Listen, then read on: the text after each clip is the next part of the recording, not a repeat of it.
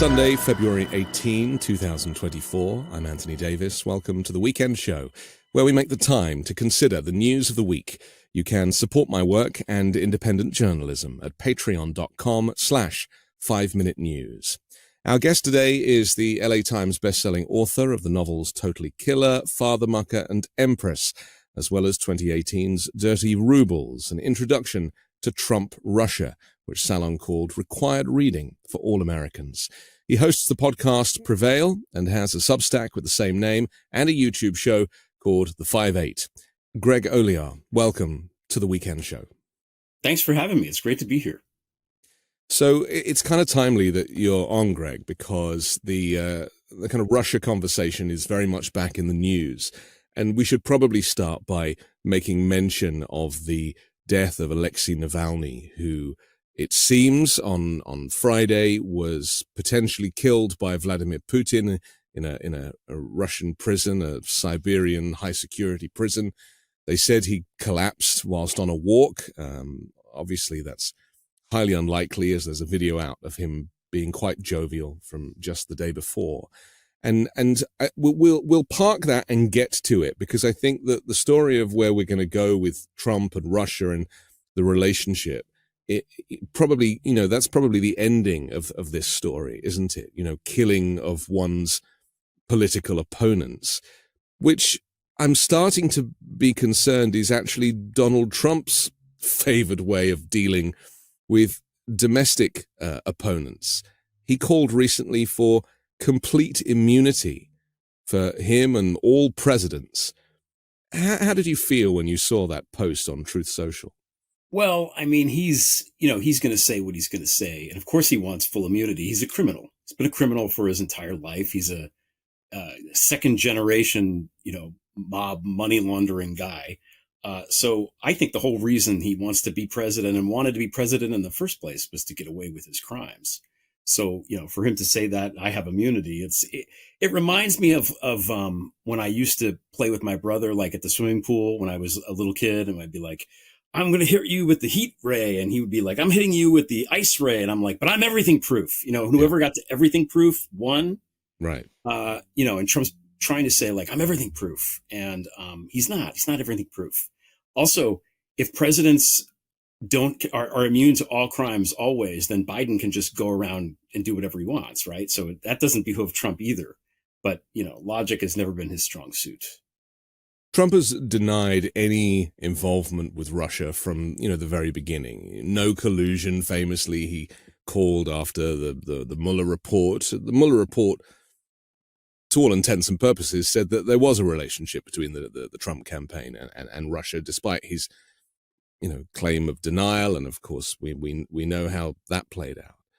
But really, the links to Russia and this kind of adoration that Donald Trump has for Vladimir Putin, it's becoming more and more explicit, isn't it? It's like he can't really deny when he's like Russia.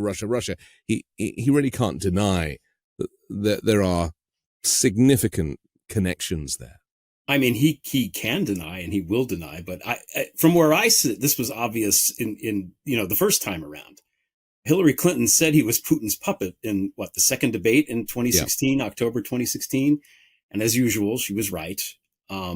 This guy has been Russia'd up since at least the 80s, the early 80s, if you go by Craig Unger's book, the new book that he put out that has Trump, dealing with the guy that owned the TV store in New York City in, I think, 82. He was selling condos in Trump Tower to, people with connections to the Russian mafia and organized crime in 84, 85. He was the only person in New York that would accept, these shadowy deals. So people bought into his Trump Tower there. I mean, there lots of Russians lived at Trump Tower when Semyon Mogilevich sent Ivankov, one of his top lieutenants, to the United States, to just take over the operations here, the mob operations. The FBI couldn't find him for a while. And then he turned up at the Taj Mahal, the Trump Taj Mahal. He visited the Soviet Union with Ivana in, I think, 87. Before he visited there, he had never really expressed any interest in running for office or anything like that. As soon as he came back in '88, suddenly he was interested in running for office. Roger Stone, I believe, worked with him even back then to try to cultivate this thing. And in '88, he tried a run. It lasted like a couple days, and it failed. So he's been dealing with the Russians for all this time. I think Eric, I forget if it was Eric or Donald, saying in the lead up to the 16 election, lots of our business comes from Russia. I mean, he was in Moscow for the beauty pageant thing, where he stayed famously at the Ritz-Carlton in the presidential suite, where something untoward may have happened, depending on. This is the compromat, the PP tape, which hopefully we will never see. If this was a TV show, and I like to think about it sometimes for my own sanity as a TV show, we're in this is season 8 now. When we get to the end of the TV show, the Trump TV show, if it were a TV show, we would have to see the PP tape. That's how it would have to end, I think, dramatically. But you're right. Yeah, I don't even know if it exists. It doesn't matter if it exists. I think in some sense, people jumped on that. That whole dossier was not meant to be seen by anybody other than the people it was written for. And it was pretty clear in the dossier itself that he was writing down rumors that were not necessarily substantiated, just to, tell everybody everything that he learned or heard. And the media, of course, failed to understand that, even though it was explicitly stated. So that was the Christopher Steele dossier, which was, and he was a British agent. Yes. He worked the Moscow desk for MI6 for a year, so he's very well connected there, or was. And even he had some sort of thing with Ivanka Trump, so there's lots of strange things, but, in the lead into the campaign, I mean, in 2015, 2016, there's lots and lots of times when Trump's inner circle members met with high up figures who were close to Putin or the Kremlin or whatever. I wrote Dirty Rubles in 2018. It's out of date now because I wrote it for then. But the stuff that I list in there is all stuff that happened. He really did have the speech at the Mayflower Hotel in May or April or whatever it was that Kushner and Kissinger helped arrange with Dimitri Simes, who, was a guy who turned out to probably be just straight up Russian spy. I mean, he spent a lot of time talking to Mueller, and as soon as he was done talking to Mueller, he went back to Russia and is now hosting a pro-Putin game show. So take it what you will. I don't want to accuse the guy of being, what side he's on, but his subsequent activities suggest, that he's maybe not on our side. And then there's just lots of other examples of times when somebody in Trump's camp met with somebody in Putin's camp. And he was so explicit about it. Remember, hey, Russia, if you're listening, that all this stuff that came out when he tweeted that was the day of the Trump Tower meeting, which, even I forgot about at this point. If anybody else had done this, it would have been done. It would have been over. The Trump Tower meeting, for those who forget, was they met a female Russian agent, it turns out, supposedly about adoption. Yes, which ties into Navalny, by the way, and all of that. And what's his name? The businessman, Bill Browder. Right.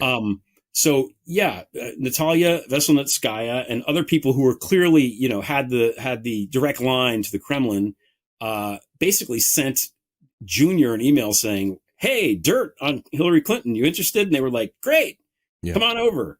And the media tends to portray that as Don Jr.'s meeting, but like Kushner was there, Paul Manafort was there. Manafort, who had spent lots of time in Ukraine and hung out with these, Oleg Deripaska, like owed Oleg Deripaska money, which I can't even imagine like a worse predicament for someone to be in.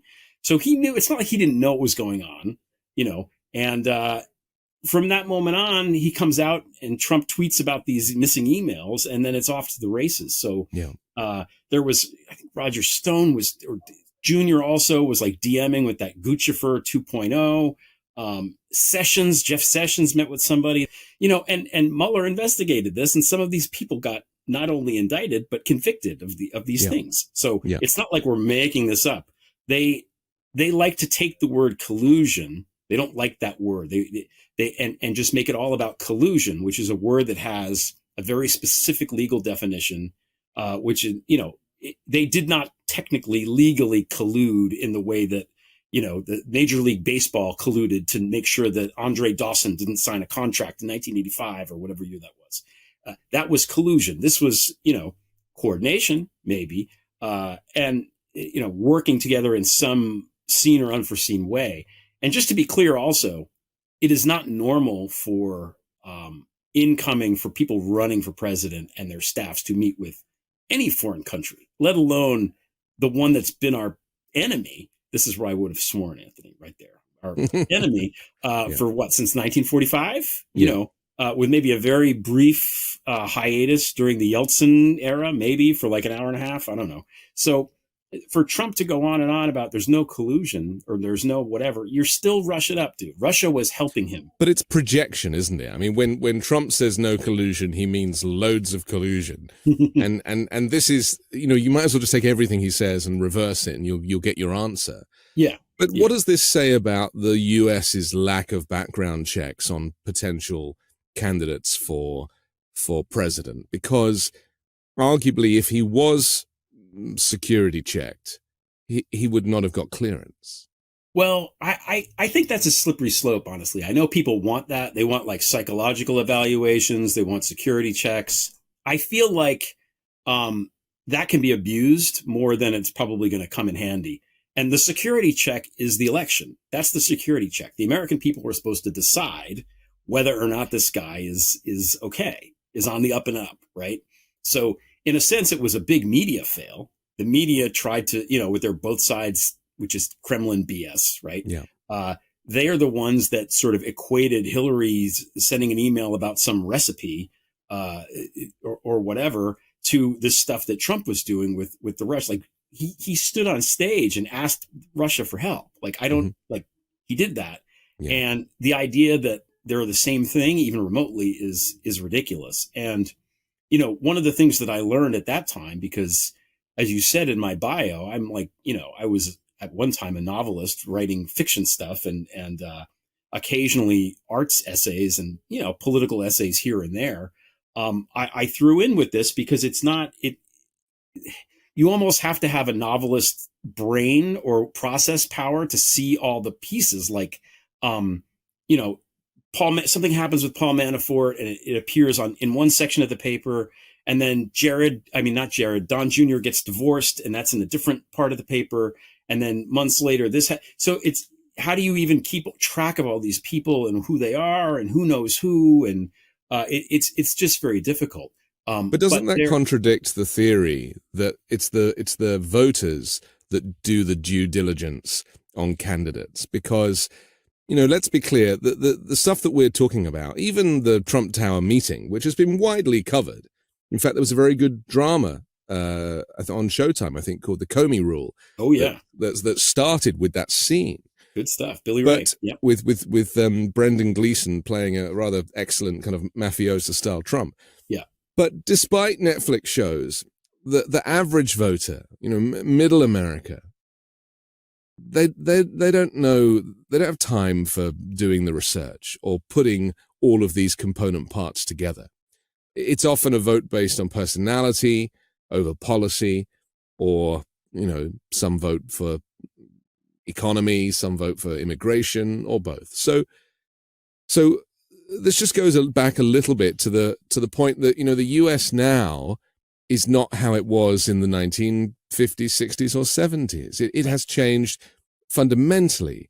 And the fact that we are considering Donald Trump as the leading Republican candidate for president again, after all of this, goes to prove that the checks and balances, whether it be done by the voter at the ballot box or by the media or the security services or even the judiciary, Greg, has failed.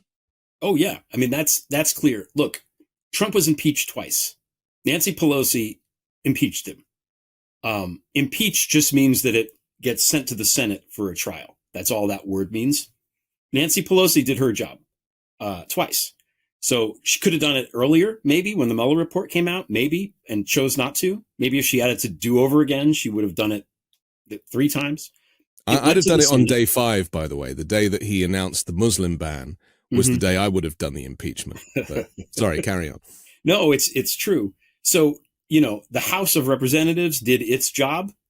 Then it went to the Senate twice. And, there had only been one impeachment of a president in the history of the United States, which was Andrew Johnson in 1860, whatever, 667. The Chief Justice of the Supreme Court presides over this impeachment. And as I understand it, per the Constitution, has a lot of leeway into how this is done. So John Roberts could have gone in there and really set a tone and gotten to the bottom of it. And John Roberts doesn't give a crap about this. John Roberts is a reactionary. He is a dark money guy. He wants to protect corporations. And he's, the shiniest, most socially acceptable fascist of the 6 fascists on the Supreme Court. And I say that, with very specific meaning, because if Trump gets elected again, the democracy is done. He said this, and these 6 people on the Supreme Court that he and Leonard Leo put there are going to, make it that way. They're going to rule with him. So you have John Roberts there presiding over the impeachment, essentially just scrolling on his phone and playing Wordle while this shit is going on. He's not even trying to, make it seem like a real thing. Like, before we came on, you were like, don't swear, because swearing, it makes it too unnewsy, right? And I makes just it hard to share the show with your grandparents. I just said the S word and I couldn't help myself. But okay. There's a decorum that we want to have on your show. And I understand it's difficult when the stakes are this high. No, I was saying John Roberts could not have the same decorum that you have, presiding over the impeachment of a president that we all know is guilty. And the Senate also failed. The Senate could have, the first time, and I'll never understand why they didn't get rid of him the first time. That was January 2020. If they had just gotten rid of him and voted to get rid of him, Mike Pence would have been president heading into the COVID period. He probably would have run COVID better than Trump did, even though technically he was in charge. I don't think Pence was in charge of anything. And he may well have won the election against Biden in 2020. But they chose to stick with Trump because, as Amanda Carpenter told me years ago, they need the votes. They need Trump's votes. The Trump people are not really old school Republicans. They're people that don't usually vote, that are only interested in the cult of personality. So they let him loose. Then he presided over the COVID period, which nobody likes to talk about. 1.2 million Americans are dead of COVID right now, something like that. And, people were going to die anyway. But if he had been competent, if he had not weaponized vaccination, mask wearing, all that stuff, and made it a political issue, right? So that his voters, his MAGA people don't want, masks, don't want any of that stuff. It's such a betrayal of humanity. It's hard to really even wrap my mind around.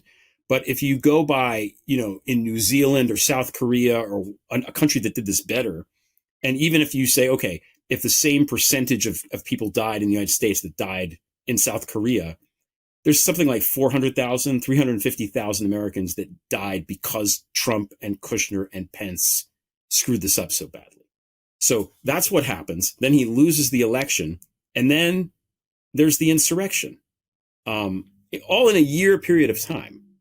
And then they impeach him again. Again, Nancy Pelosi doing her job. And what happens? The Senate, again, lets him off. It's quicker this time. It's just, it's fine. If he had been kicked out then, which there was a week left, who cares? Then he wouldn't be running right now. But it's the gradual degradation of moral standards, isn't it? The fact that they didn't impeach him for trying to extort Vladimir Zelensky, because for some reason, it didn't really matter. Yeah. Then January 6th, again, they fail to, as you say, kind of criminalize him, remove him from office. This cult-like mentality, it's almost like the cult was growing from 2016 through 2020. The cult is growing and growing and getting stronger, not just amongst voters, but amongst the House of Representatives, senators, people who see Trump as this kind of golden goose, and who does reach the extremes, the extreme voters who would have been marginalized in previous years because of their, by nature of being too extreme. Nazis, effectively. And yet Trump involved and invited everybody. Stand back and stand by. Find people on both sides. Right. Yeah. This kind of constant dog whistle towards the groups that are listening. Proud Boys, Oath Keepers, Hearing Code, the white power symbol. Right. However you choose to read it, this was, to all intents and purposes, a call to arms. Do you think with all of this stuff, including the connections with Russia, that Trump did it consciously? Is he smart enough to know the big picture here? Or is he just, are these all kind of isolated events of a madman that when you put them together, give the impression that he is a Russian asset? He's not a madman. He knows what he's doing. I mean, he's very good at working the crowd and doing the thing that he does. He's charismatic. He obviously is entertaining to these people, and they like him, and he's good at that. That is a skill that he is good at. And I think our side likes to always think that he's just this idiot, which I don't think he's a smart guy. I think a lot of this stuff is instinct. Stephanie Koff, LB, who hosts a show with me, the 5'8", would say that he was trained, that the, these are skill sets that Russia and the Kremlin and the KGB developed over time, what he does, how he works the media and all this kind of stuff. I don't know about that, but certainly he acts like he is. He's very, very good at this. Roy Cohn was one of his mentors, who was a big mob lawyer, and, showed him how to do what he's doing. But I think he has the right mentality for it, because he's, I don't know what the DSM code for what he is. People say he's a malignant narcissist. I say, he doesn't care about other people. He cares about himself and feeding his ego. And, I think if you're going to be a dictator like he wants to be, or the leader of a cult, you have to be, soulless in a sense, lack empathy, not care about the people that are you're, kind of leading. And most of us, thankfully, are not like that. I don't think it's difficult to have a cult. You just have to want to and be enough of a horrible person to do it. Yeah. Well, it's born of a personality disorder. And, he has been diagnosed as having this personality disorder, this malignant narcissism. The 37 psychiatrists, psychologists, right, experts have made this diagnosis. And, to ignore that would be foolish, because anybody who's ever spent any time in the company of a narcissist, let alone dated one or had one in the family, will recognize these classic traits. But it still doesn't, no one addresses that stuff. The media don't address that. They talk about him like he's sane, like he's a regular candidate. And it's their normalization of him that has been responsible for so much of his rise and his growth and his support, no? Yeah. The media is, the media is absolutely culpable. They have a way that they cover elections, and they have a way that they cover presidents, and it's a template, and it's always the same, and they do not change it no matter what. And there's a lot of different reasons for that, I think. You want to get into the reasons, or do you want to talk about something? Briefly, sure. Yeah.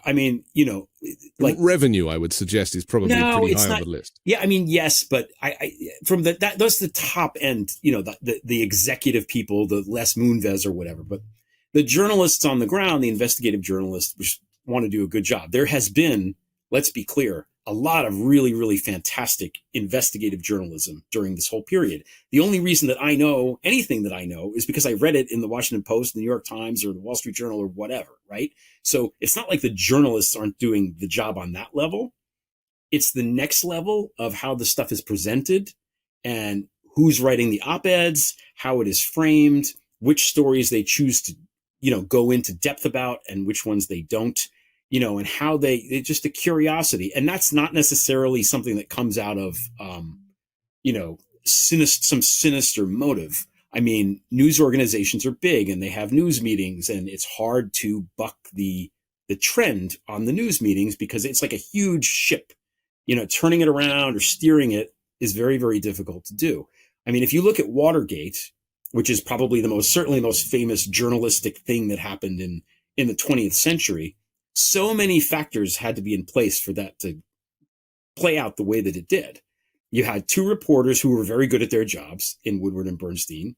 You had an editor that let them do that helped them and, maybe contain them when they needed to be contained. And then you had an editor in Ben Bradley who was like, go do the thing. I don't care. Go do it. And who stood behind them when they kind of like got in trouble or people were questioning it at the beginning. And they had a publisher in Kay Graham who just was okay with it. So all of those things had to happen for this big story to take place. So nowadays, I mean, the Kay Grahams are Bezos owns the New York. Like it's not, there's 3 corporations own the entire media outlet. And I don't like to be conspiratorial about it because it doesn't really traditionally in a journalistic outfit, the publisher and the editorial are not supposed to have any contact at all. I know that people think like Rupert Murdoch walks around the Fox News desk and issues commands. Maybe he does, but it's not supposed to be that way. Sorry, lip balm. Historically, that's how it's supposed to work. But anybody that's working at Fox News knows what Rupert wants and what Rupert doesn't. The Washington Post is very unlikely to go into an in-depth hit piece on Amazon, right? Because that's who pays the bills. So that's just human nature. So there's lots and lots of things that kind of make the media tick and give them the directions that they go to. And it's complicated. There's lots of different reasons. There's lots of different motives going on. So it's not just one big, the media is awful because of this. They failed the job collectively, but individuals didn't fail the job. It's just the collective did. Like, okay, here's an example. Paul Manafort. Remember when Paul Manafort came to be the chair of the Trump campaign, which I think was in February or March of 2016. Yeah. Here's a guy who had been in Ukraine. Nobody really wrote that much about him. When he came on board, the way that it was framed in the media was that he had in, I think, 1976, brokered a contested convention. And they were anticipating that the convention, the Republican National Convention in 16, was going to be contested. So the way that the media reported is, this is an old guard guy. Jared and Ivanka call him the Count. He knows that nobody reported about the Roger Stone stuff. Nobody looked at all these dictators that he was working for. Certainly nobody really went into the Ukraine thing until it was too late. Like it was way after, and Paul Manafort was working with a guy in Russian's intelligence who specialized in sabotaging elections. Like that's the guy that he worked. This is in volume 5 of the bipartisan Senate report, Senate Intelligence Committee report on Russian interference in the election. So this happened. This is true. But the media is just like, this is great. He's an old guard guy. And he's coming back to do this contested election thing. And nobody really went there for months and months and months. And, that's what happens. And it's hard. There's so many different people. Trump makes it hard. He floods the zone with S word, as per Steve Bannon. And it's hard to, it's hard to focus on any one thing with him because there's so much going on that's awful. But we don't seem to have learned as a nation.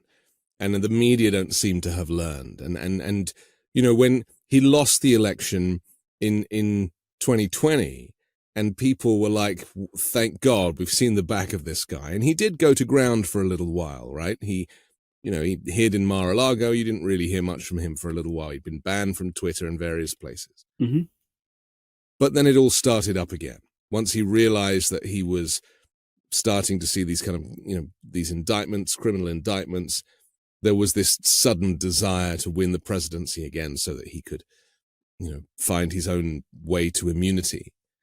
And the media just have forgotten. They have short memories. And so they're back on the Trump train again. And we see it with our own eyes. There was an article in Newsweek published in October. And it was actually, it was an op-ed by Monica Crowley, who's the former Assistant Secretary of the Treasury under Donald Trump. And the headline was, "The world needs President Trump now more than ever." I mean, the fact that Newsweek would even print that, knowing what they know, and I think there is a public service responsibility with news organizations that seems to have very much failed. And we have to take a quick pause for our sponsor, but I want to come back and talk about this moment that Donald Trump plastered over every newspaper and TV channel in the last week, where he says that he will actively encourage Russia to attack NATO member nations that haven't paid up their 2% of GDP. We'll come back and do that next. February is Heart Health Month in the United States, and more than half the population would still benefit from blood pressure support. Well, SuperBeets Heart Chews are the #1 doctor, pharmacist, and cardiologist recommended way to support healthy blood pressure. And they even promote heart-healthy energy without the stimulants. Paired with a healthy lifestyle, the antioxidants in SuperBeets are clinically shown to be nearly 2 times more effective at promoting normal blood pressure than a healthy lifestyle alone. And with over 40,000 5-star reviews and counting, people are raving about SuperBeets Heart Chews. I have to say I found them delicious, and they're now part of my morning routine. It's nice to know that there is some goodness going on inside. Supporting healthy blood pressure comes with a bonus. SuperBeets Heart Chews support healthy circulation, so you not only get blood pressure support, you also get productive, heart-healthy energy without the crash. Support your heart health with SuperBeets Heart Chews. Get a free month supply of SuperBeets Heart Chews on all bundles and a free full-size bag of turmeric chews, valued at $25 with your order by going to weekendbeats.com. Get this exclusive offer only at weekendbeats.com. I'm excited to tell you about Moink. That's Moo plus Oink. Moink is a meat subscription box company on a mission to fight for the family farm. They're located in rural America, run by an 8th-generation female farmer. Their animals are raised humanely, their employees are paid a living wage, and the quality of their product is better than anything you'll find in a store. Moink delivers grass-fed and grass-finished beef and lamb, pastured pork and chicken, and sustainable wild-caught Alaskan salmon straight to your door. I've received one of these boxes, and I can verify that the quality of the food was excellent, and it tasted delicious too. Keep American farming going by signing up at moinkbox.com/weekend now, and listeners of this show get free bacon for a year. That's 1 year of the best bacon you'll ever taste, but for a limited time. Spelled MOINK box.com/weekend. That's moinkbox.com/weekend.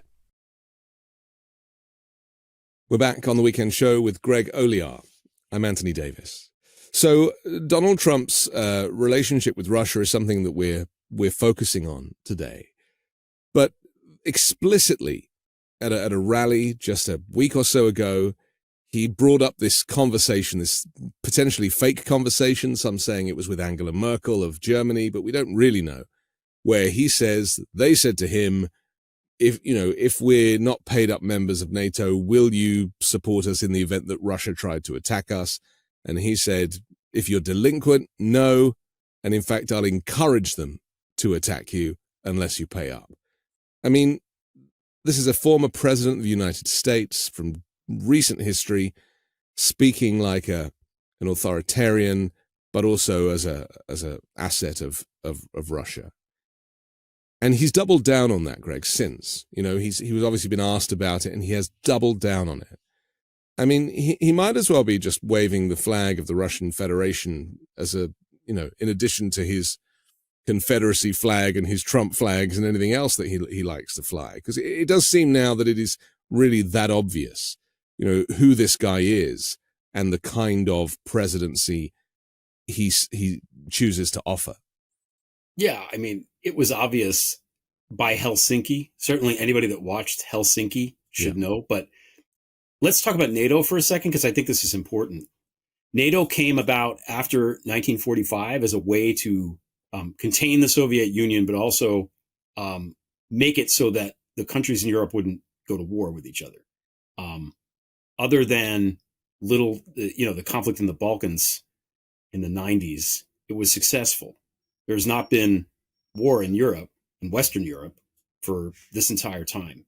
The last time that there was this much peace in this much of Europe, you have to go back to the reign of Antonius Pius in the 2nd century AD in Rome.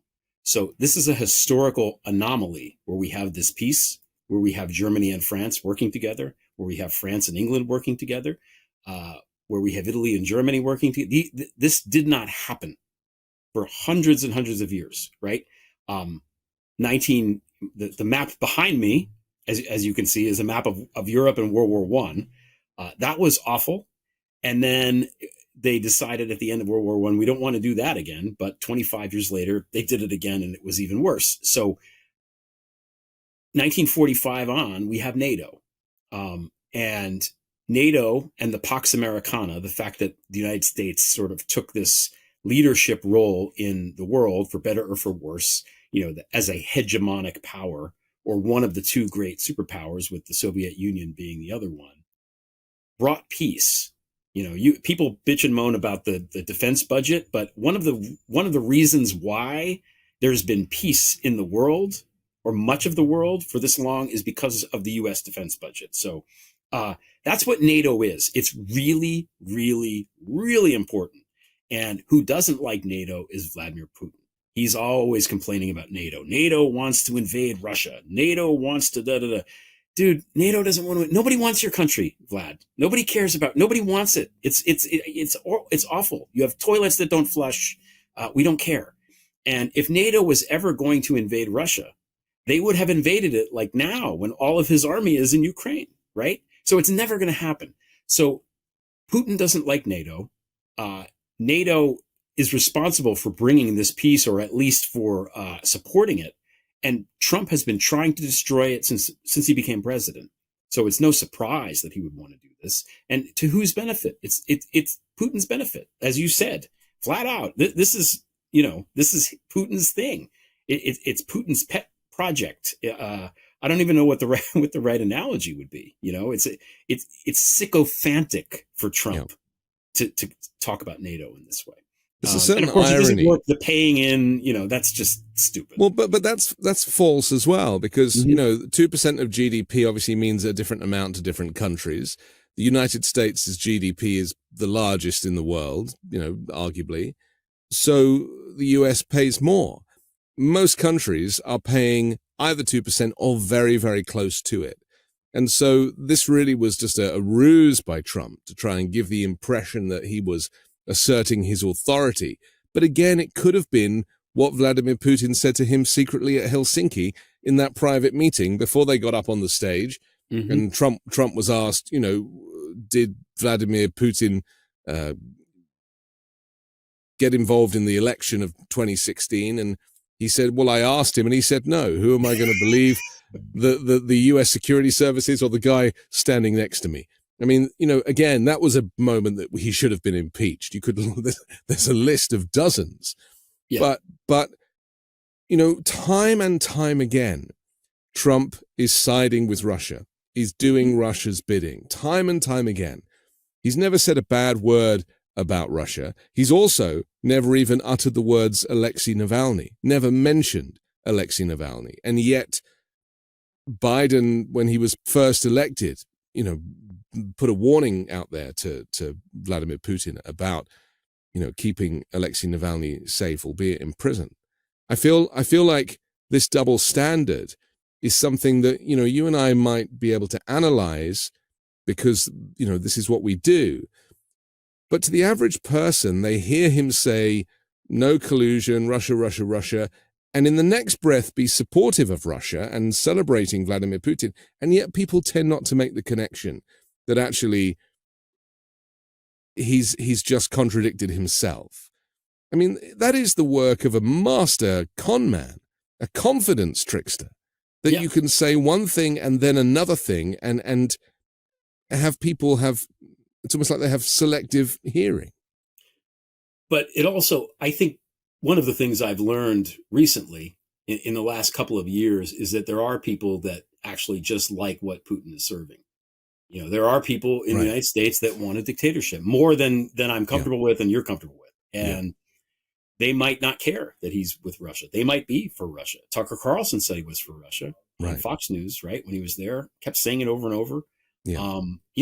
And that these are influential people. Is this new though, Greg? Is this a new position, or has it always been this way and it's just been in the shadows? Because really, it's only really the first time that members of Congress, Republicans in Congress, and some senators are actually starting to talk favorably about Putin because and painting Vladimir Zelensky as the enemy in Ukraine. Yeah. I don't know. I mean,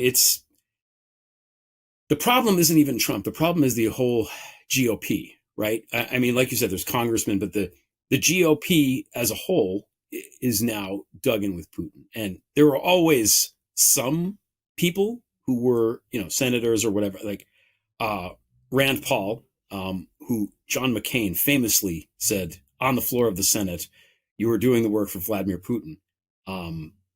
He went to Russia and met with Putin, delivered a letter. What was that? Like, that's crazy. Lindsey Graham, there's weird stuff with Lindsey Graham. Remember the Russian embassy tweeted that photo of Lindsey Graham in a pool. It's like, what's going on with that? Yeah. There was the senators and the one congresswoman who went to Moscow on the 4th of July, I think in 2019. Ron Johnson being the one that came back from that trip. And as soon as he came back, he's just towing the whole Putin party line. And I wrote a piece about it, like basically predicting it. And that's what happened, because that's what happens when you go there. Now this Tommy Tuberville, I don't know what his deal is. He might just be dumb. He is a football coach and a not very good one. So, and he held up all of the military appointments, which made America weaker, arguably. Yeah, no, he did not inarguably. He made America weaker, and that again could have been diktat from the Kremlin. Who knows? Right, or just some donor. Like, I think if there was if we look useful idiot up in the dictionary, there's a picture of the guy that the 3-time loser of the Egg Bowl at Ole Miss, Tommy Tuberville, right? But these people are there and they're doing the bidding. They just are, the way they vote. And right now, not giving aid to Ukraine is just flat out, you're either, it's Manichaean. It's us or them. It's black and white. It's not, there's no nuance in the Ukraine war. You're either on the side of Ukraine /democracy, or you're on the side of Russia /totalitarianism. Which is it? And if you're helping Russia and you're in the United States, why are you even here? He'll take you there. Go room with Snowden. Should we talk about why some Americans, GOP or otherwise,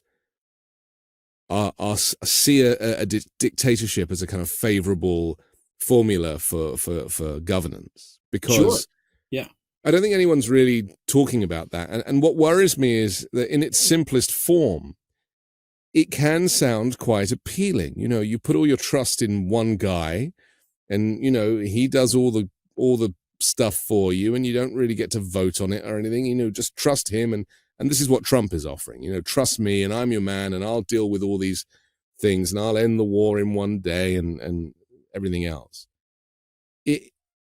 For people who don't have the time to do the research, or maybe don't know history, it can be kind of appealing.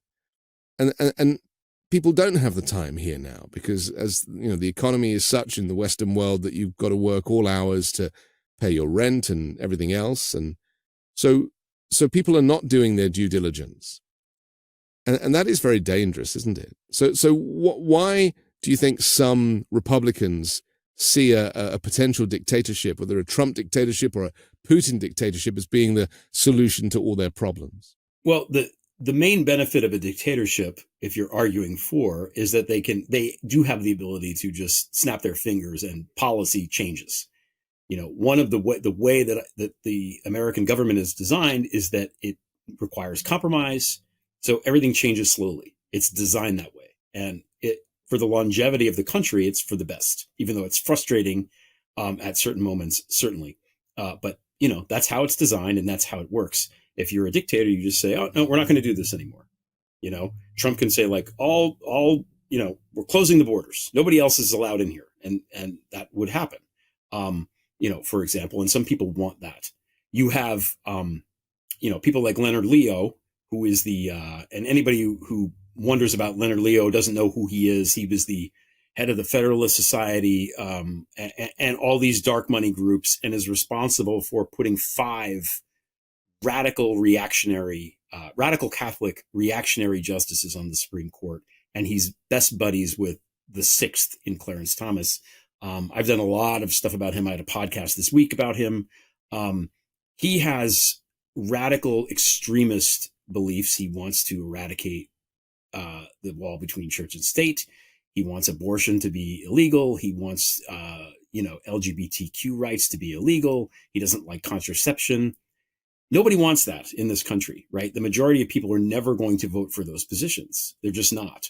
So the only way that somebody like that is going to get what they want, if that's the most important thing for you, and the only way to achieve that is through dictatorship, then okay, dictatorship it shall be, right? And, people have other reasons for doing it. I did a deep dive into the so-called Dark Enlightenment, or the NRX, the neo-reactionaries. And there is this we'll use the word intellectual, and we can put scare quotes around it if you like, but there is a thought process behind it. And it goes back to the manifesto written by the Unabomber. This is like their sacred text of these people. So again, this is who we're dealing with now. Yeah. And from what I've seen, they deal in the realm of ideas. In theory, this would be great, but dictatorships don't work in theory. They suck. And everybody who's lived in one knows that. If you ask anybody that's actually lived through a dictatorship or was in one of the Soviet bloc states or something like that, what they think about this, they will tell you, we don't want that. That's awful, And Steve Bannon makes a very compelling case for this, though, doesn't he? Because Steve Bannon, I would argue, is one of these people. I've said on the show a couple of times that he's an intelligent person, and people in the comments like, what are you talking about? There is a problem where people are eloquent and they make a compelling argument and they've read history, and yet they still choose dictatorship. And Steve Bannon is one of these people who is very much pushing this Project 2025 Heritage Foundation scheme where, they're going to replace civil servants with Trump loyalists. That when it's said with, the great intent and with conviction, people just presume that it must be good. And that is very dangerous, isn't it? For a country where, again, people don't have the time or the experience to get under the skin of some of these policies before they vote for them. We've just been very lucky, in this country. I'm 51 years old, and the country has always been free. And during my lifetime, the rights have just expanded, almost on a consistent basis. More and more inclusivity, more and more rights for more and more people. And I didn't have to go to war. I didn't feel the effect of any war, really. I mean, you could argue, I guess, the monetary effect of Iraq and Afghanistan, but the way that, the Dutch were literally starving to death in World War II. Like, nobody in this country in my lifetime has ever had to deal with anything like that, right? So we're spoiled. And most of the people who participated in World War II or lived through it are either dead or they're very, very old.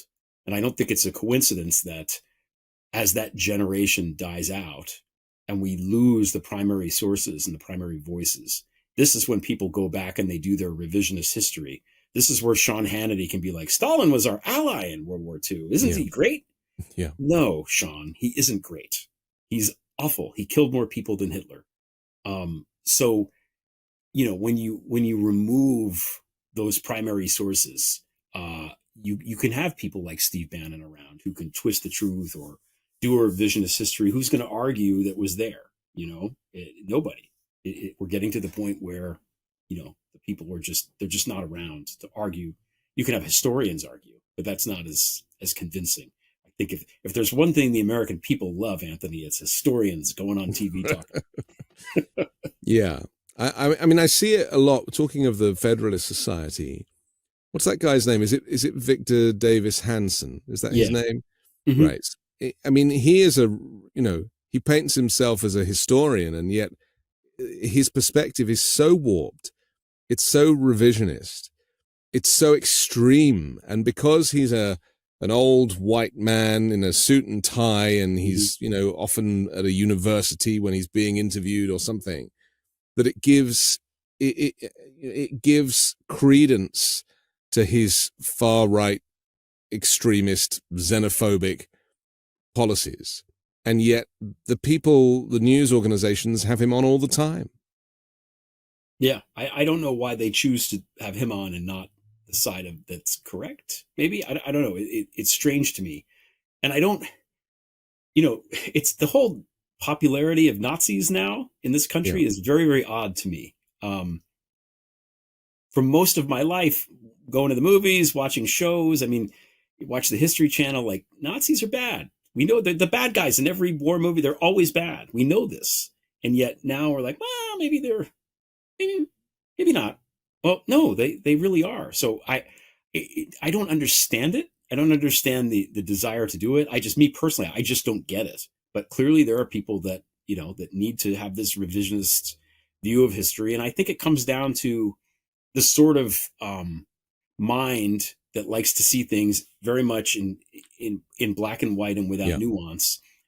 This is a conspiracy because this person went to college with that person who went to, and world events don't usually work that way. Like, things are complicated, like people say you go to Davos and that's where all the rich people, powerful meet and they agree on the agenda of the world. And it's like, dude, 6 rich people couldn't agree on where to go to dinner in New York City. They're going to agree on that. But this shift to the right and to the extreme right and to the rise of Nazism, it's not exclusive to the US. I mean, look at Anders Breivik in Norway, with that horrific massacre. These characters, these individuals who they've done their own reading, they have their own agenda, they've been brainwashed in their own information silo.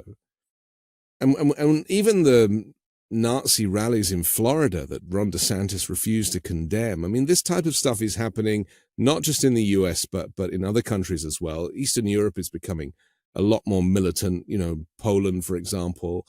And so, we can sometimes think that it's just an American problem, but it isn't. The rise of Viktor Orban in Hungary, for example, which is, he appeared at CPAC conference. I mean, he's somebody that Trump and the GOP hold in high regard. Oh, if only America could be more like Hungary.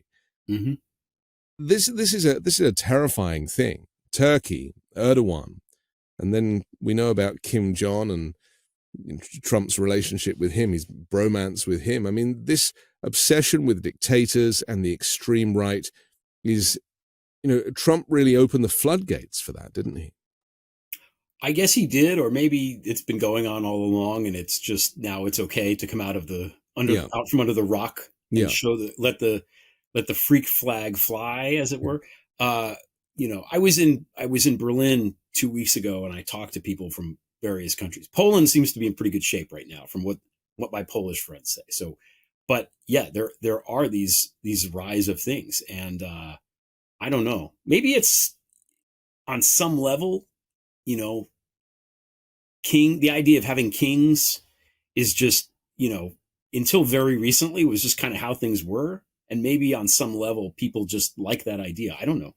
I have no idea. I don't like the idea of having some kind of dictator. It seems like a terrible idea to me and a terrible way to live. And so everything is so contingent just on the whim of this person. If you get a really good person, maybe. But, you're not going to, and you're certainly not going to twice in a row or whatever. So I don't know. It's frightening that it's even a consideration that we're even having to have this conversation about the United States, which has always been, the images of immigrants coming to Ellis Island and that whole idea that you can really kind of integrate here is very much being rewritten, certainly with the language, the xenophobia towards asylum seekers on the southern border.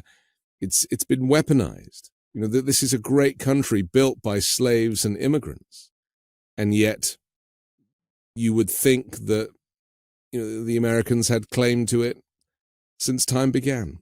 Yeah, I mean, to be fair, there's always been xenophobia. There's always historically in the country been, we were here first. We don't want anybody new coming. And Yeah. any new wave of immigrant was always treated badly and had the low rung jobs and stuff like that. That happened in the 1800s, happened in the 1900s. It's just how it was. So I think some of the idea of, yay, come immigrants, we love you all, is, there's that poem, the Emma Lazarus poem, is really stirring, but it's not necessarily true or grounded in reality. And I think it's really looking back that you can say, the immigrants who came to the country, look at all this good stuff that they did. Look at how the cultures came together and created this place. The way that I look at it is that when people come here, especially from, a lot of people from one country or something like that, it's usually because something bad is happening in the other country, or this group of people that's coming over has lost something in some fundamental way. Yeah.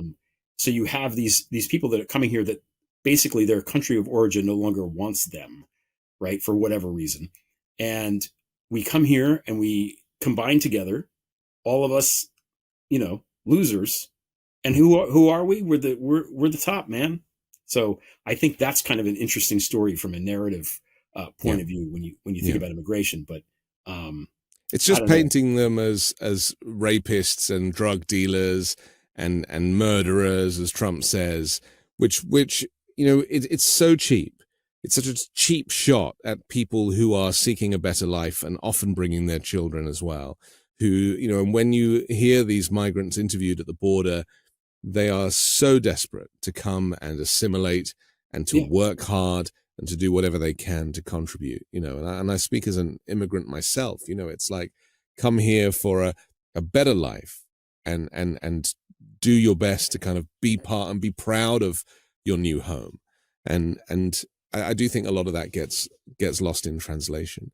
I'll say this too. I was surprised when I was in Europe talking to people from different countries, how pervasive the border problem and the immigrant problem, is. And people think that there's a problem. That talking point is everywhere. It's in China. It's in Eastern Europe. It's all over the place. Yeah. And there is a perception that, Biden is weak because of the border or whatever. And it was interesting to me that the disinformation and all of the, it's hard not to swear, Anthony. Anyway, all of that bad stuff has legs. I was very surprised. Yeah. Well, Trump closed the border effectively, and Biden reopened the border. It's kind of as simple as that, isn't it? Yeah. Okay, we have to take another quick pause for our sponsor, but I want to come back and talk about Alexei Navalny. And I do think that the world is actually feeling great sadness for his loss. If indeed it's true, you don't ever really know with the Kremlin, do you? But we'll come back and do that next here on The Weekend Show. Are you self-conscious about your smile due to stains? Are your teeth aging you? Food and drink are known to stain teeth. Coffee, wine, they stain over time. So what can you do to brighten your smile? Well, you should give Smile Actives a try. Smile Actives is safe, effective, easy to use, and will keep you smiling proudly. I personally have been to a dentist and had a teeth whitening treatment. It was painful, it was uncomfortable, and it was not an experience that I would want to repeat. Well, simply add Smile Actives Pro Whitening Gel to your regular toothpaste. Do it at home. It's been formulated with polyclean technology to boost stain removal and deliver active whitening ingredients into teeth's grooves to get better whitening. People will start commenting on your whiter, brighter smile in just days. Smile Actives is the whitening boost your favorite toothpaste needs to give you the smile you deserve. Visit smileactives.com/weekend today to receive a special buy one get one free offer with auto delivery plus shipping and handling. That's smileactives.com/weekend. Terms and conditions apply. See site for details. Did you know Fast Growing Trees is the biggest online nursery in the US with more than 10,000 different types of plants and over 2 million happy customers? You can grow lemon, avocado, olive or fig trees inside your home on top of the wide variety of houseplants available. Fast Growing Trees makes it easy to order online, and your plants are shipped directly to your door in 1 to 2 days. And along with their 30-day Alive and Thrive guarantee, they offer free plant consultation forever. I've received recently a lemon tree, an avocado tree, and a fiddle fig, and it looks like a veritable forest on my deck right now.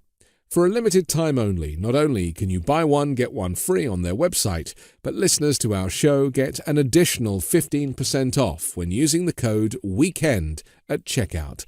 That's an additional 15% off at fastgrowingtrees.com using the code WEEKEND at checkout. Fastgrowingtrees.com, code WEEKEND. Offer is valid for a limited time. Tell them we sent you. We're back with Greg Olear here on The Weekend Show. I'm Anthony Davis. The death of Alexei Navalny was announced on Friday. And, this is something, I don't know if you saw the documentary that was made about him recently, most beautiful documentary. I forget which network it was on, but it followed his crusade, his campaign, his arrest, multiple arrests, of course. Vladimir Putin tried to poison him on a plane. He recovered from that because the plane managed to get him to a hospital very quickly. Navalny has always been one of these kind of, rebels, somebody who is prepared to stand up to the dictator, to the might of Russia and the Kremlin. And Putin does not like to be questioned or to have his authority called into question. And Navalny was willing to do that at every juncture and had huge support. Let's not forget that Navalny did actually head quite a large movement of anti-Putin rebels. And so it was wonderful to see. And he had a beautiful family, a beautiful wife and children, and they feature in the documentary. So I highly recommend it. I think it might just be called Navalny Show. So the news is announced that he has died. And this is not something that we didn't expect. And in fact, he has suggested that it's something he was prepared for, because he knew that once he was captured by Putin, then the odds of him surviving were pretty slim, considering that Putin tends to poison people or make them disappear. What are the ramifications of this, considering that there is this war in Ukraine, that there is funding that we're, trying to seek in the Congress, which Mike Johnson wants nothing to do, diktat from Donald Trump? What is the political ramification for the death of Putin's opponent here in the US? I think it's too soon to know, because it could go a number of ways, I think. As you said, Navalny himself pretty much knew this was going to happen at some point, and was hoping that it wouldn't, as we all hoped that it wouldn't. So what's interesting is the timing. Yeah. Why now? The method or whatever is not as important as the timing. This is the same week that Trump has, done the thing about NATO and talked about that.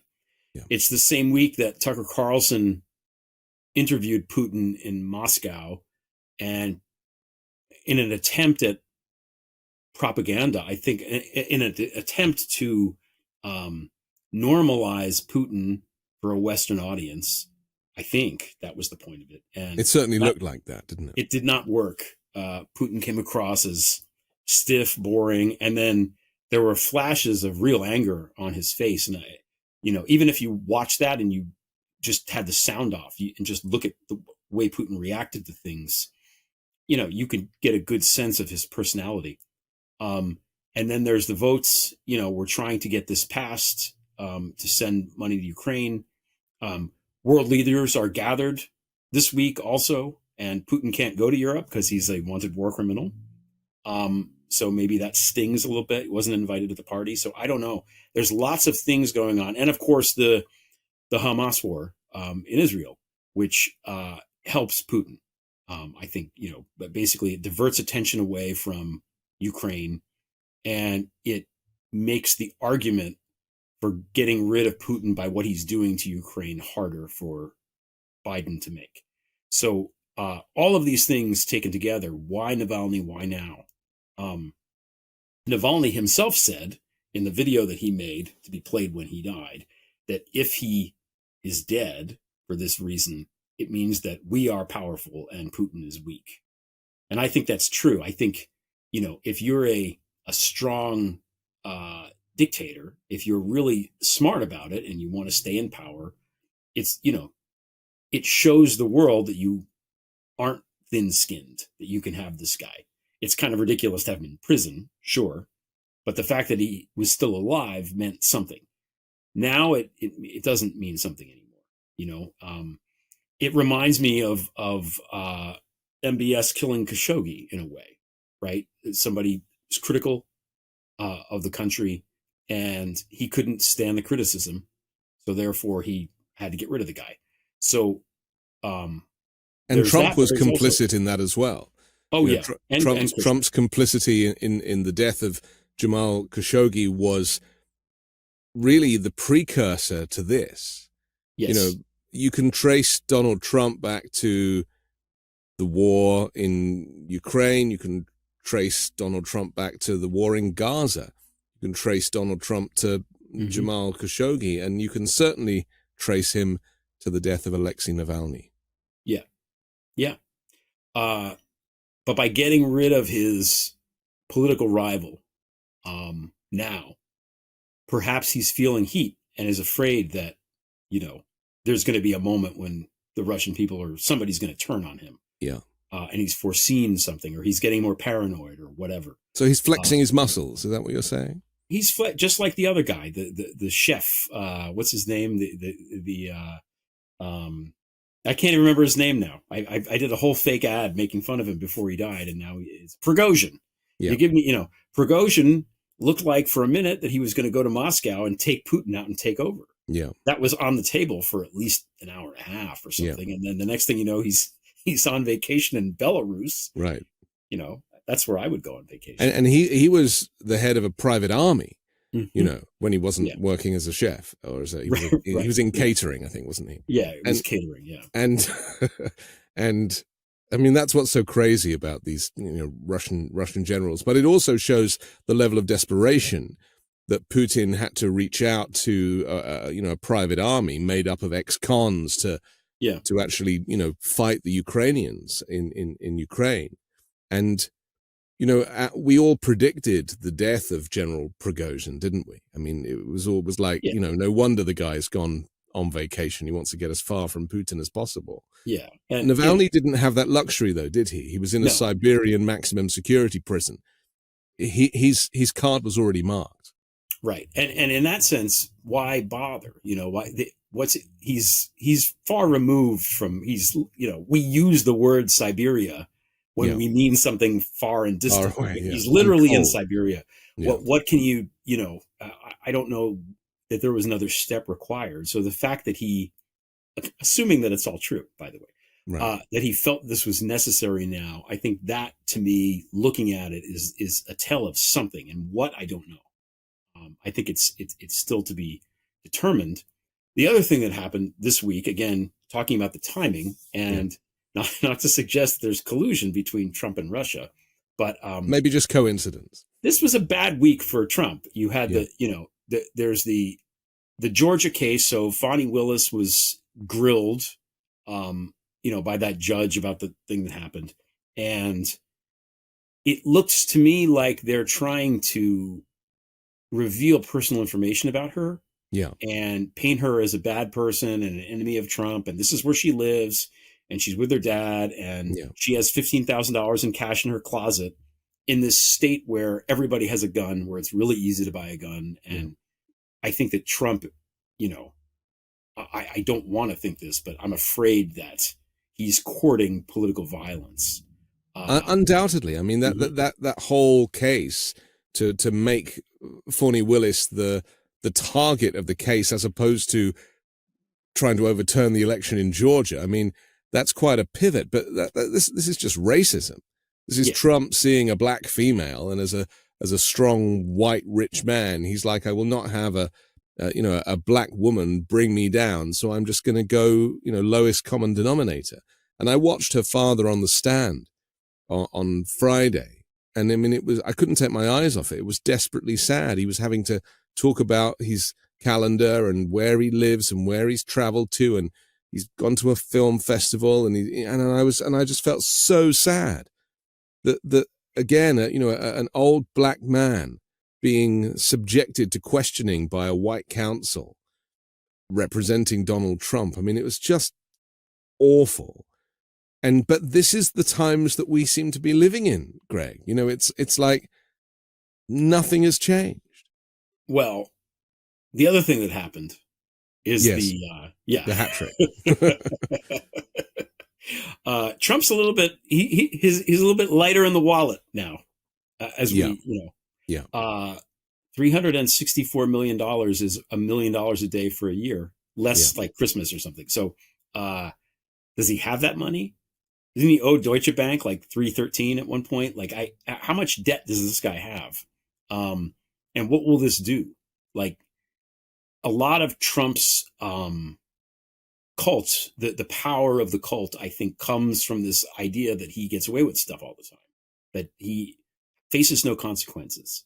And one of the problems with the fact that we haven't tried him for J6 or any of the other things is now he can turn around and say, well, if I did anything wrong, why is there no, why have I never been indicted, whatever. The Mogilevich defense, I call it, because that's what Semyon did. Now he has these cases against him.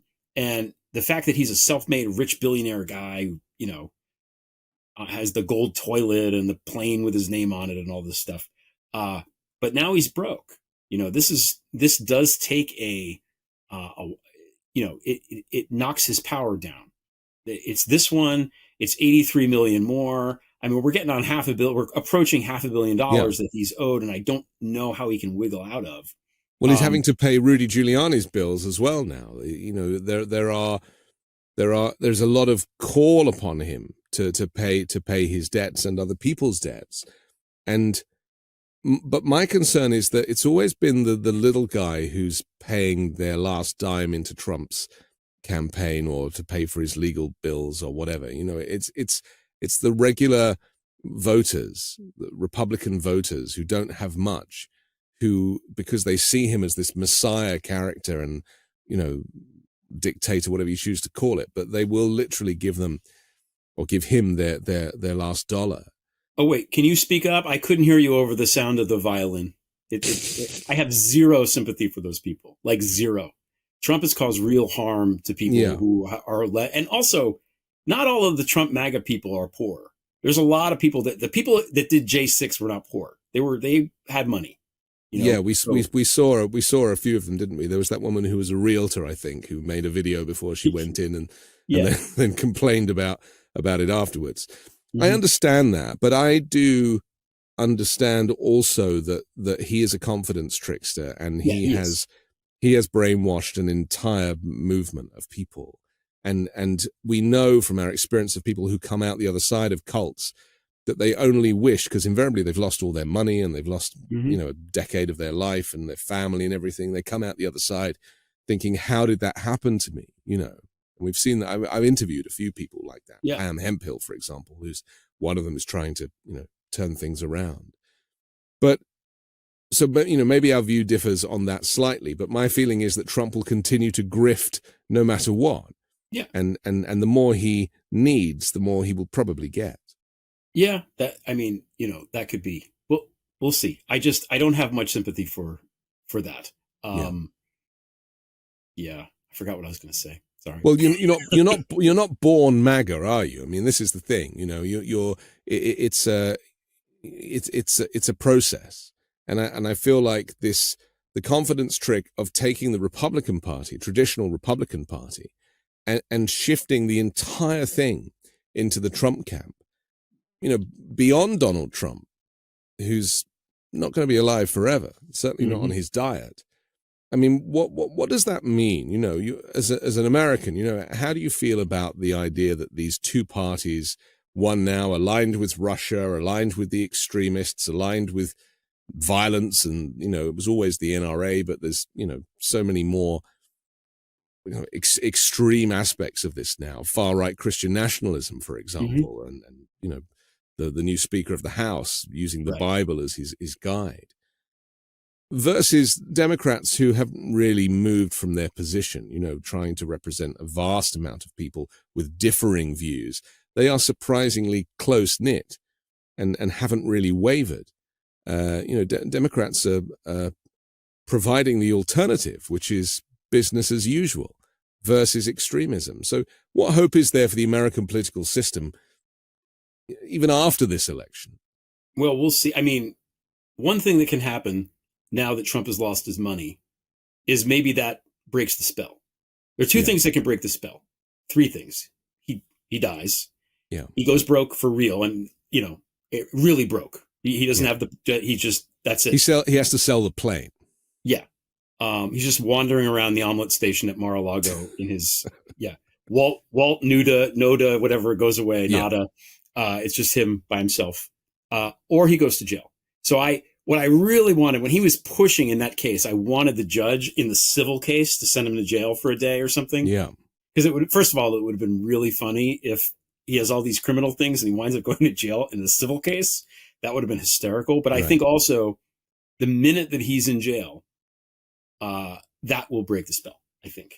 I hope that it is. I don't think Trump, he might think of himself as a Navalny-esque martyr, but I don't know that his cult will feel that way. I think the air of invincibility is what keeps him, in line there. But getting back to what your question about the political parties, I mean, the real problem now, the U.S. government is designed, the architecture of the government is designed to have two parties.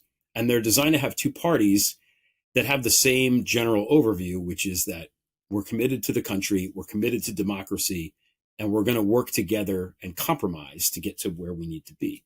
And if you look in the years leading up to the Civil War, the Compromise of 1848, and the Compromise of this, and the Missouri Compromise, and these were people that were literally fighting each other in Congress, still managed to come together and compromise for the good of the country.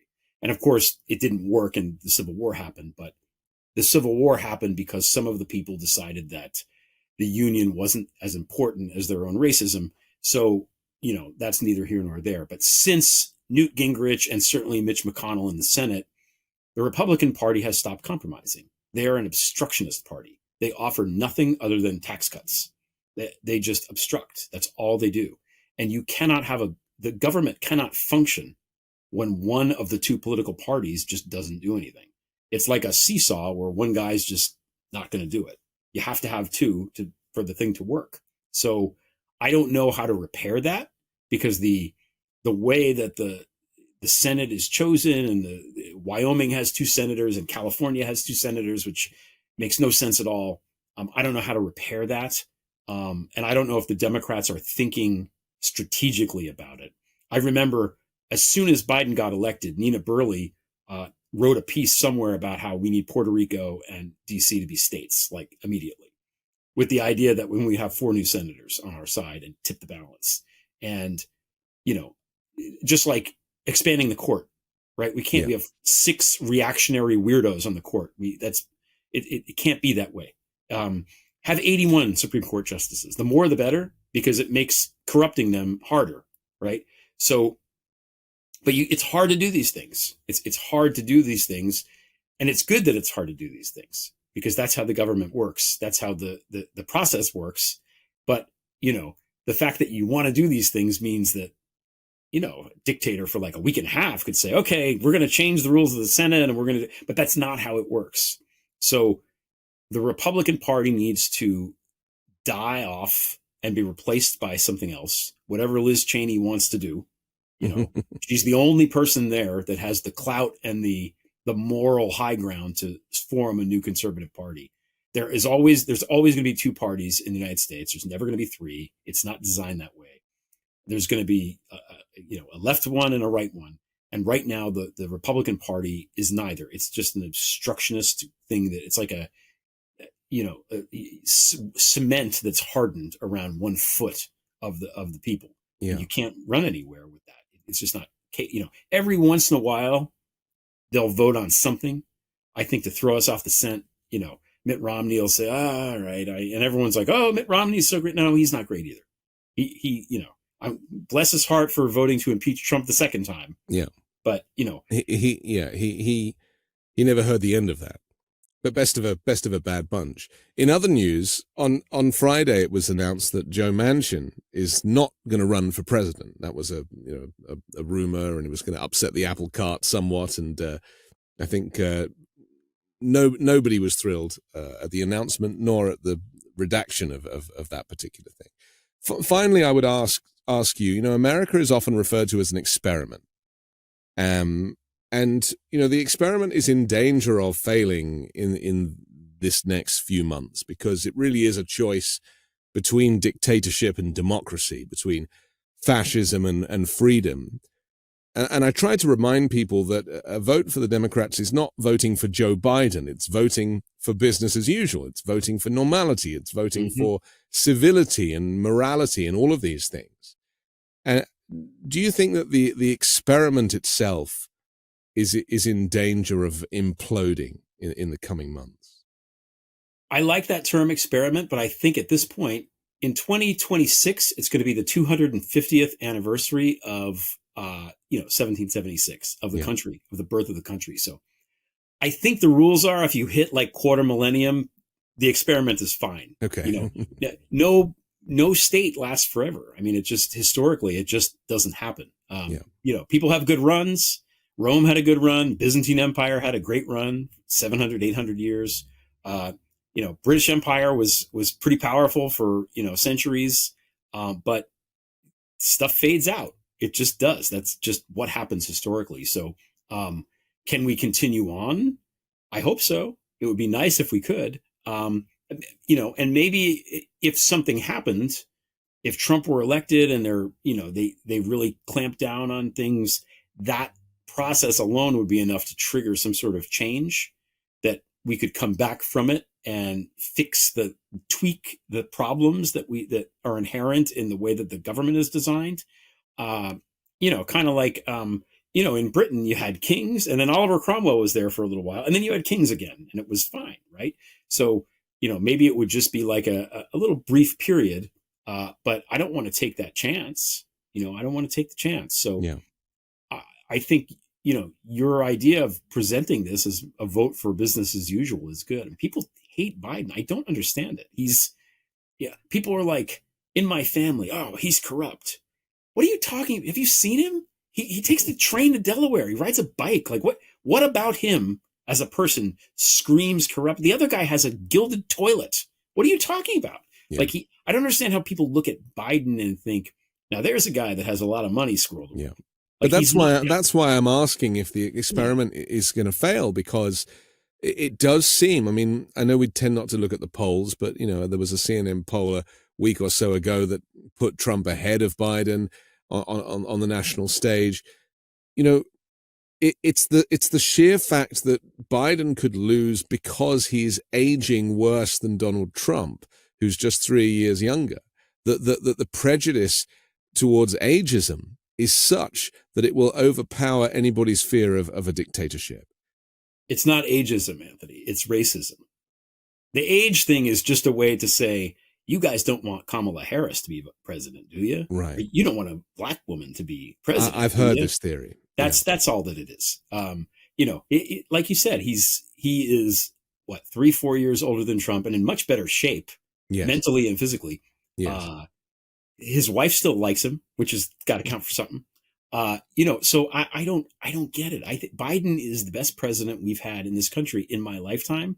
He's the best one since LBJ, and he's rising in the ranks. And I think, 50 years from now, if there's still historians and still books, and the entire planet hasn't plummeted, people are going to look back and they're going to rank him very, very highly, higher than Obama, higher than Clinton, certainly, higher than any of these people. I mean, what he's done, the accomplishments in the face of COVID, the pandemic, in the face of a rival party that wanted to take over the government and install a dictator, all of this stuff, and and in the world to try to reassemble NATO, and right now in Israel, he's it's hard to do diplomacy like that, and he's done as good a job as anybody can possibly do. So I don't get it, but I don't know. I hope that the American experiment doesn't fail. I will say this. If Biden is alive and reasonably sentient on November 8th, he is going to win. And he's going to win easily, because pundits on these shows and the people that write the op-eds get bored of the same topic. But Dobbs is not going away. People have not forgotten about Dobbs. Yeah. Women in this country have not forgotten about that. Yeah. And they're not going to forget about it. And Trump is announcing that he made it happen. Taking that ownership is going to, whether they talk about it or not, that is going to animate the elections. And if you look at all these little elections that have happened, Kansas, these places that are traditional red strongholds, you see it. So I don't believe the polls are always wrong. And especially it's like February. Who cares? Lots of stuff can happen between now and then on either side. So I am very confident that he's going to win, assuming he's okay. So put him in bubble wrap. That's it. He needs to be in a room like you're in, protected from all sides. Some kind of cryogenic space. I understand. Yeah. Okay, we have to finish. But Greg Olear, thank you for joining the Weekend Show. Oh, thanks so much for having me. This was great. I'm Anthony Davis. Don't forget to support me and independent journalism at patreon.com/5Minute News. Download the 5 Minute News podcast and all of the videos that I make throughout the week. And join me next week with a brand new special guest and more factual news stories to discuss on the 5 Minute News Weekend Show with Midas Touch.